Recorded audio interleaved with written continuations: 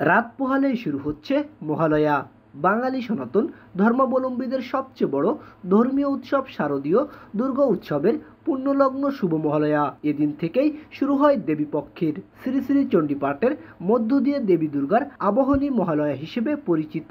আর এই চণ্ডীতেই আছে দেবী দুর্গার সৃষ্টির বর্ণনা। শারদীয় দুর্গাপূজার একটি গুরুত্বপূর্ণ অনুষঙ্গ হলো মহালয়া। পূজার এই সূচনার দিনটি সারা দেশে আড়ম্বরের সঙ্গে উদযাপিত হয়। মন্দিরে মন্দিরে পালন করা হয় বিভিন্ন রীতি এবং আয়োজন করা হয় বিভিন্ন অনুষ্ঠানের।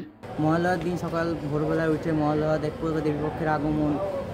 মহালয়া উপলক্ষে আমরা অনেকে মন্দিরে আসি, মন্দিরে এসে পুরো দেশ তার নিজ নিজ দায়িত্ব পালনে সবাই যেন মায়ের কাছে প্রার্থনা করতে পারে, যেন আমরা সবাই পুরোটা বছর একদম ভালোভাবে কাটাতে পারি। তবে এবার মন্দিরগুলোতে আয়োজন অনেকটা কম।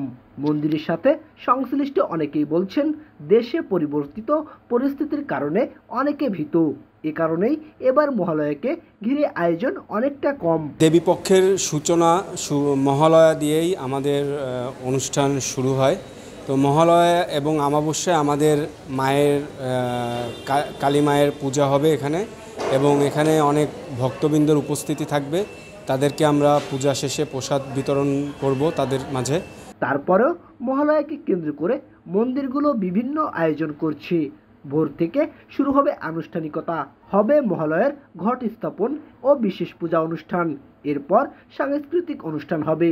মহালয়া হচ্ছে দেবীর আগমন ঘটে। এই আগমনকে আমরা আড়ম্বরপূর্ণভাবে পালন করি।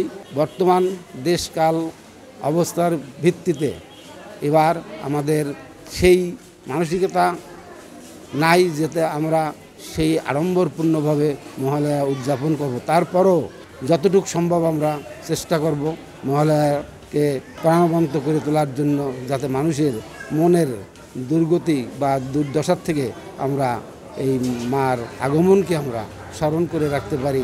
SM. Rohan, voice of tiger.